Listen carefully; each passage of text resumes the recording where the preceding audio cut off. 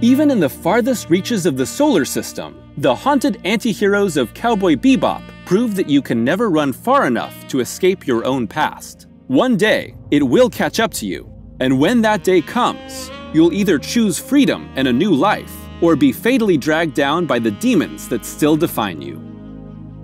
Originally premiering in 1998 and created by Shinichiro Watanabe, the 26 episodes of the anime Cowboy Bebop take place in the year 2071 and follow the bounty hunter crew of the spaceship Bebop. Spike Spiegel, Jet Black, Faye Valentine, and Edward band together to capture criminals across the solar system and eke out a living in a harsh, strange sci-fi future. While humanity may have branched out to colonize planets across the solar system, deep emotional wounds and a search for greater meaning still define people everywhere.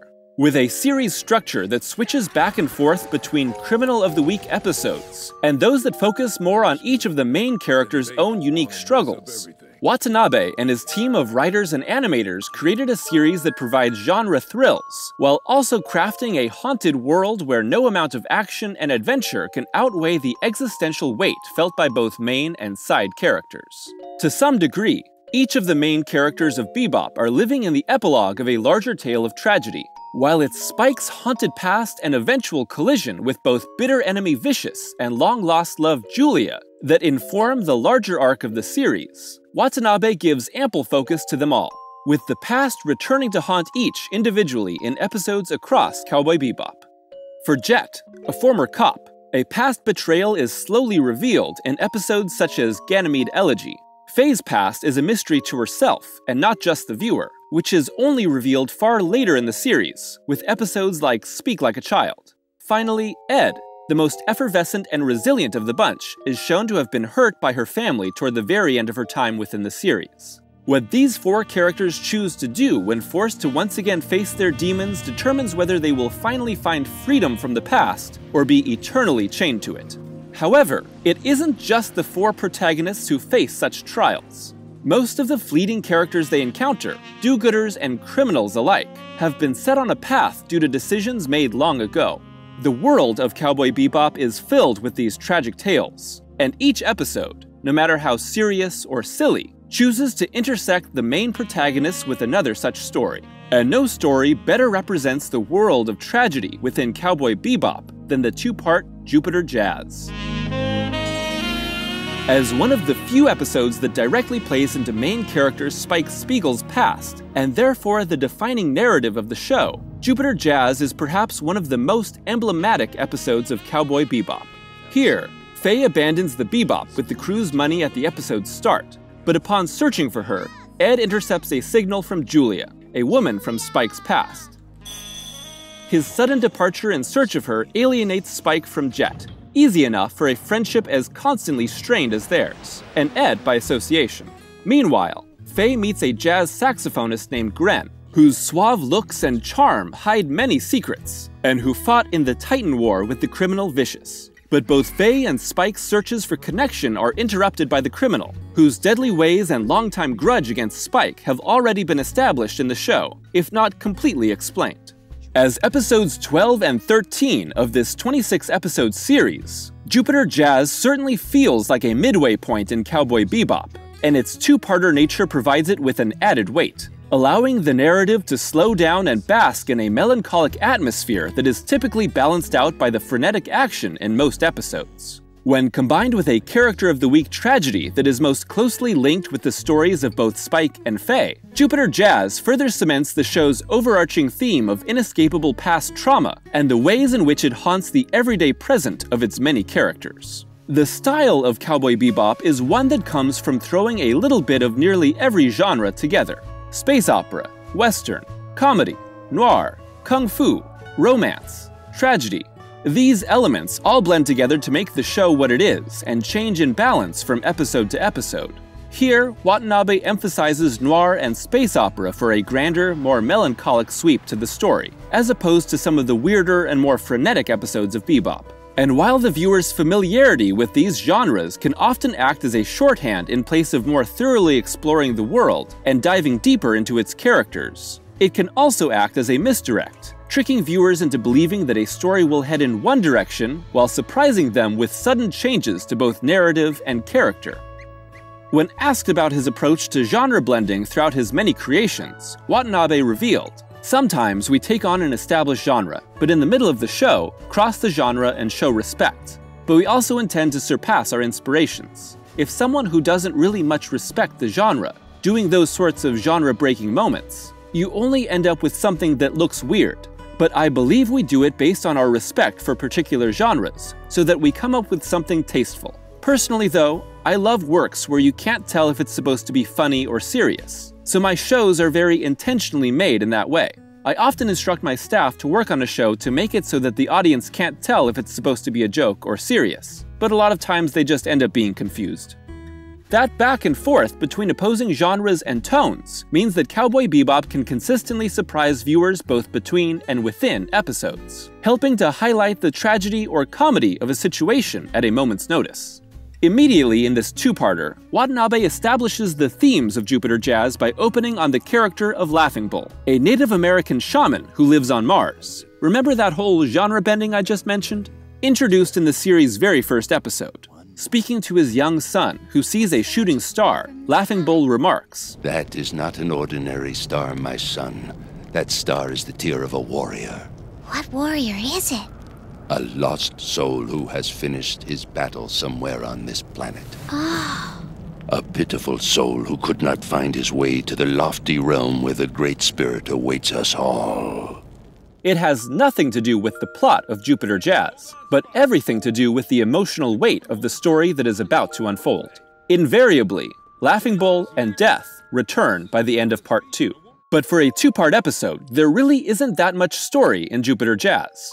Instead, Watanabe devotes most of the time to Faye and Grenn getting to know each other, Spike searching for Julia only to get into multiple fights, flashbacks that detail Grenn's connection to Vicious, and the eventual confrontation that caps the second episode. Not much in the way of plot, but lots of time allotted to atmosphere and character, which is why Jupiter Jazz resonates in the way that it does. Faye, wallowing in her own misery and plenty of alcohol, finds what may be a kindred spirit in Grenn. But in its first half, the mystery of Grenn and Faye's interest in him is thrown for a loop with the reveal of his feminine body. And while that reveal catches both Faye and the audience off guard, it doesn't seem as though Watanabe is necessarily trying to shock for shock's sake. Grenn's physical state, the result of possibly being betrayed by Vicious during the Titan War, and then subjected to an experimental drug that massively imbalanced his hormones, is a reflection of his tortured unrest. This likely isn't a commentary on being transgender, and shouldn't be taken as a negative statement. Simply, Grenn's physical state was not his choice, and he remains trapped in his body, a physical symptom of his inability to move forward in life. We fought that bloody war together. We were comrades. Truly, Grenn cannot move on without definitive answers from Vicious, and his body is a reminder of that. Throw in a moment with Spike that comments on his cybernetic eye. My left eye sees the past. And? What about your right eye? And Watanabe highlights the coexisting haunted natures of both Grenn and Spike. Like Grenn, Spike is continually hurtling towards a tragic end in search of a greater understanding of life, which he seems to think has lost all meaning in the wake of betrayal.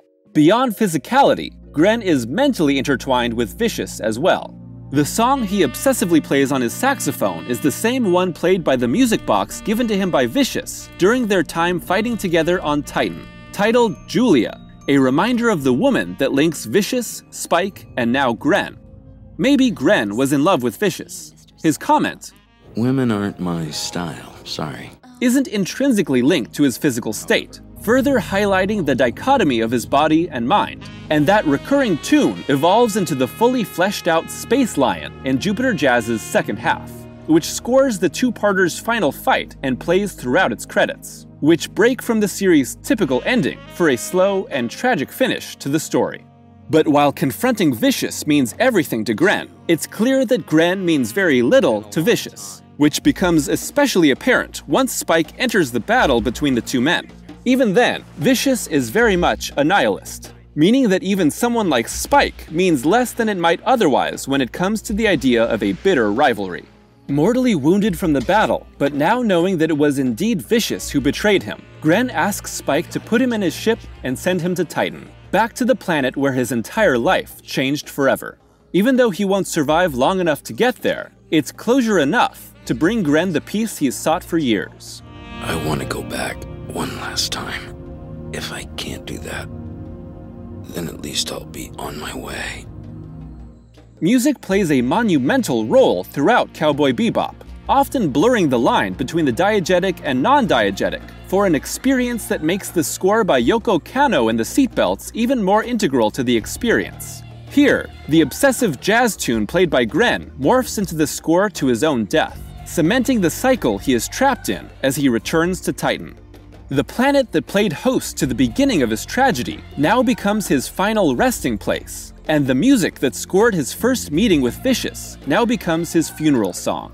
The cyclical nature of Grenn's life makes his death one of Bebop's most tragic, even though he's only seen in 2 episodes and has accommodated only a little character growth. But Watanabe and crew's deft shorthand use of music, story thematics, and character parallels help deepen his tragedy quickly for a devastating finale. The death of Grenn and the tragedy of his inability to escape a deadly, unfulfilled fate is highlighted by a return to Laughing Bull, who remarks on yet another falling star to his son. That is not an ordinary star, my son. That star is the tear of a warrior. What warrior is it?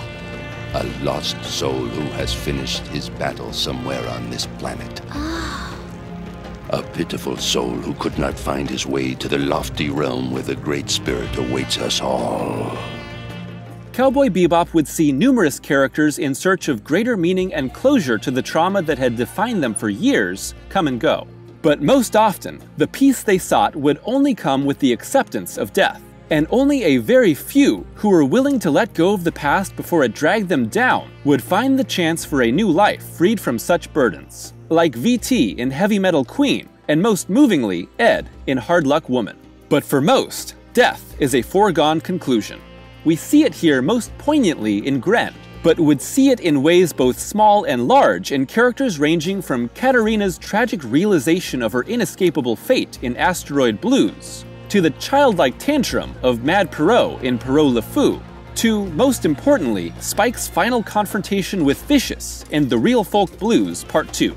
With so little precious life left, so many of the characters in Cowboy Bebop are forced to face hard truths about themselves in their final moments, even though it didn't have to be this way. I hate stories like that. Men only think about the past right before their death, as if they were searching frantically for proof that they were alive. Grenn's end is rendered as one of the most tragic due to him ultimately being unable to let his obsession with Vicious go before it killed him. Grenn finds answers, but cannot escape the cycle that has defined his life. The death of a lost warrior symbolized by a falling star is just one of the many in Cowboy Bebop, and it wouldn't be the last. Laughing Bull would return by the series' end, this time bringing a more peaceful outlook on death. Do not fear death. Death is always at our side. When we show fear, it jumps at us faster than light. But if we do not show fear, it casts its eye upon us gently, and then guides us into infinity. With so much style, wit, humor, and weirdness, Watanabe pulled a wonderful trick on viewers throughout the course of Cowboy Bebop. It's easy to be fooled by the flashy exterior as the creator slowly builds up tragedy after tragedy. By the time their weight has built up enough to be noticed, it's inescapable. And just as Spike, Jet, Faye, and Ed are forced to confront the tragedies that have defined them for years, the audience must come to terms with how these wayward souls either overcome or succumb to their burdens. The question posed again and again by Cowboy Bebop is not whether we will one day face death, but how we will act when faced with our own mortality.